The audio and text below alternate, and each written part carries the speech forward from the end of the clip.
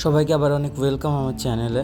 তো আজকে আমি দেখাবো একদম অ্যাফোর্ডেবল এবং একটি সাবেকি বেঙ্গলি ব্রাইডাল লুক। আর সাথে থাকবে ভীষণ সুন্দর কপালে কলকা এবং গালে কলকা। এখানে আমি প্রত্যেকটা স্টেপ ভীষণ ক্লিয়ারলি প্রথম থেকে শেষ পর্যন্ত ভালোভাবে দেখিয়েছি। আর প্রত্যেকটা প্রোডাক্ট যে ইউজ করেছি সেগুলোও আমি এখানে সবগুলোই দেখিয়েছি। প্রথমেই আমি ওর ফেস আগে ক্লিন করে নিয়েছিলাম, তারপরে আমি একটা প্লামের টোনার ইউজ করছি। তোমরা স্কিন টোন অনুযায়ী টোনার ইউজ করবে। এবং তারপরে আমি প্যাকের অ্যাকোয়াব্লাস্ট ময়শ্চারাইজার ইউজ করছি। এটা ভীষণ একটা ভালো ময়শ্চারাইজার যেটা স্কিন হাইড্রেট করে এবং ক্লেনজিং টোনিং ময়শ্চারাইজিং মেকআপের আগে ভীষণ জরুরি। কারণ স্কিন প্রিপেয়ার ভালো মতো না হলে কিন্তু মেকআপ ভালো মতো বসবে না। তো যার জন্য স্কিন প্রিপারেশনটা ভালোভাবে করতেই হবে। তো আমি এখানে সেই জন্য সব কিছু করে নিয়েছি। তারপর প্রাইমার লাগালাম। ওর স্কিনে সেভাবে কোনো ডার্ক সার্কেল বা সেরকম কিছু নেই, তো সেখানে আমি কালার কারেক্টিংটা একটু অন্যভাবে করলাম। একটা ডার্ক টোন নিয়ে সেটাকে আমি স্কিন নিউট্রালাইজেশন আমি আগে করলাম। এখানে কোনো কালার কারেক্টিং আমি ইউজ করিনি, কালার কারেকশান আমি এভাবে ইউজ করলাম। এটাও একটা ভীষণ সুন্দর মেথড, তো তোমরা এভাবে করতে পারো। তারপর আমি আন্ডার আইতে একটু সেম প্রসেসে আমি করে নিলাম। ভালোভাবে ব্লেন্ডিংটা করতে হবে, ব্লেন্ডিং মাস্ট। যত সুন্দর ব্লেন্ডিং হবে মেকআপ তত ভালো বসবে।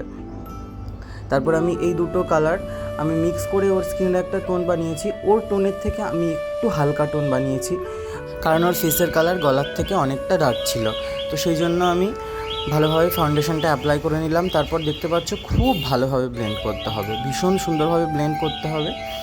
আর আমি একটা প্যাকের মেকআপ ব্লেন্ডার ইউজ করলাম, দেখলে সেটা আমি ফাউন্ডেশনে দিয়ে কিন্তু সেটা মিক্স করলাম। কারণ কি, পিএসসির মেকআপ ব্লেন্ডার বা অন্যান্য আরও যেগুলো মেকআপ ব্লেন্ডার যা কিছু লিকুইড আছে, তো সেগুলো যদি ক্রায়োলাইন ডার্মার সঙ্গে এভাবে মিক্স করে ইউজ করো তাহলে যে টেক্সচারটা আসে সেটা কিন্তু ইজি টেক্সচার হয়। তারপরে আমি পিএসসির একটা স্পটলাইট কনসিলার দিয়ে ভীষণ ভালোভাবে আমি হাইলাইটিংটা করে নেব।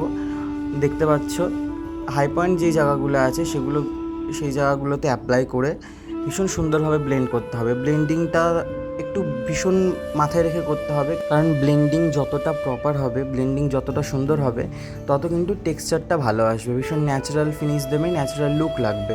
নইলে কিন্তু ভীষণ আর্টিফিশিয়াল দেখতে লাগবে। বা একটা জিনিস মনে রাখবে যে মেকআপ কিন্তু যাতে দেখে এমন না মনে হয় যে মুখে একটা কিছু আটা ময়দার মতো দিয়ে রেখেছে।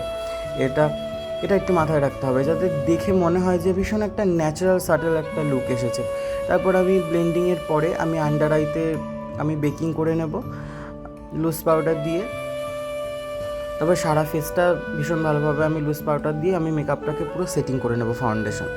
তারপরে আমি আই ম্যাজিকের চিজ প্যালেট থেকে একটা কন্ট্রোর শেড নিয়ে ভীষণ ভালোভাবে যে জায়গাগুলো আমার কন্ট্রোল করার দরকার চিকবোনের কাছে, সেই জায়গাগুলো আমি করেছি।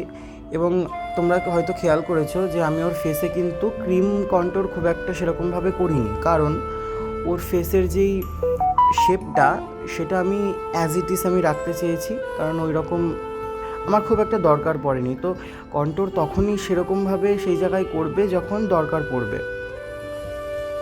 তারপর আমি ব্লাশার লাগিয়ে নিলাম। পাউডার প্রোডাক্ট হোক কি ক্রিম প্রোডাক্ট, ভীষণ সুন্দরভাবে ব্লেন্ডিং করতে হবে। তারপর আমি মেবেলিনের মাস্টার ক্রোম হাইলাইটারটা ইউজ করে নিচ্ছি।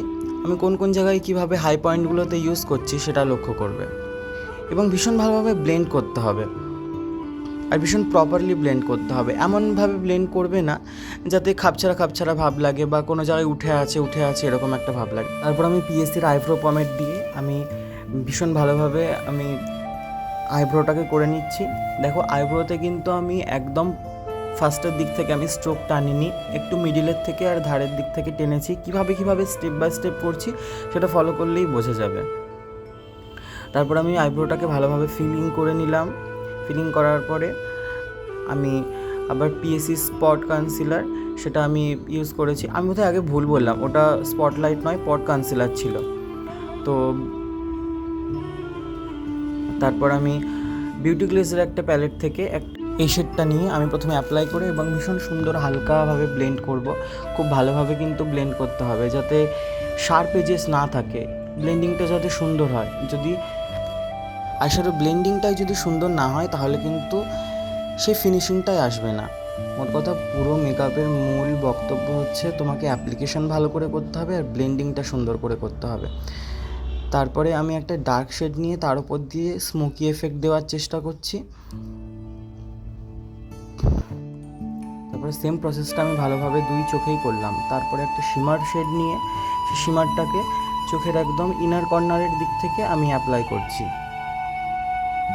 তারপরে একটা কালার এসেন্সের একটা গ্লিটার আমি ইউজ করলাম। তারপর আমি মেবিলিনের একটা জেল লাইনার আমি ভালোভাবে ইউজ করে নিলাম। তারপর আমি চোখের নিচে আমি আইলাইনার অ্যাপ্লাই করে তারপর সেটাকে স্মাচ করলাম। স্মাচ করে আবার একটা বেগুনি রঙের একটা আইশ্যাডো দিয়ে হালকাভাবে কালোর সঙ্গে ব্লেন্ড করে দিলাম।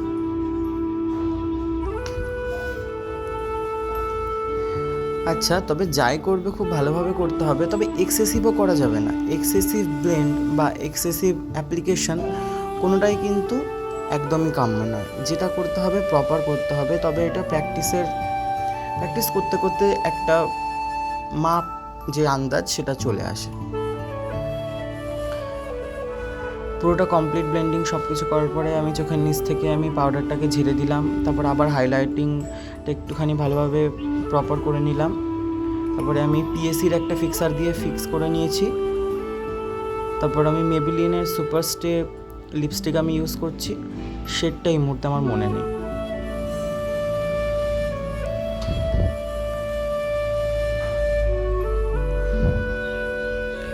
ব্যাস, ফেসের মেকআপ কমপ্লিট।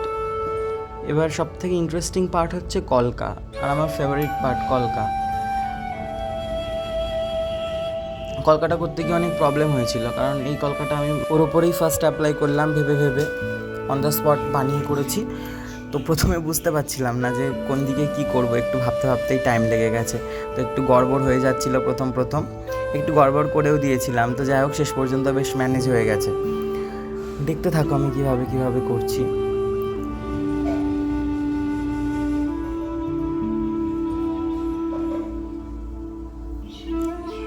কলকা করতে গেলে একটা জিনিস খুব মাথায় রাখতে হবে, সেটা হচ্ছে যে ডিজাইনটা করি না কেন, যদি খুব পাকা হাত হয় তো সেটা তো কোনো কথা নেই, কিন্তু যদি কাঁচা হাত হয় তো প্রথমবার অন্তত পেন্সিল দিয়ে পেন দিয়ে খাতাতে প্র্যাকটিস করে নেওয়া উচিত, যাতে ডিজাইনটা অ্যাটলিস্ট মনে থাকে। কারণ যারা প্রথম তাদের এবং কলকা করতে যাদের একটু অসুবিধা হয়, তারা যদি প্র্যাকটিস করে এভাবে না করে, হুট করে অন দ্য স্পট তাদের করতে ভীষণ প্রবলেম হয়ে যাবে। তো তারপরে আমি গাল কলকা করছি। আমি এই ভিডিওতেই বোধহয় গাল কলকা প্রথম করলাম, কারণ খুব একটা আমার কাজে আমি গাল কলকা করার সুযোগ পাইনি। সবাই ভীষণ সিম্পল চায়। তারপরে আমি যেটুখানি ফিনিশিং টাচ দেওয়া দিয়ে নিয়েছি, ব্যাস কমপ্লিট। তোমাদের সবার যদি ভালো লাগে লাইক, কমেন্ট, শেয়ার, সাবস্ক্রাইব করো। Thank you.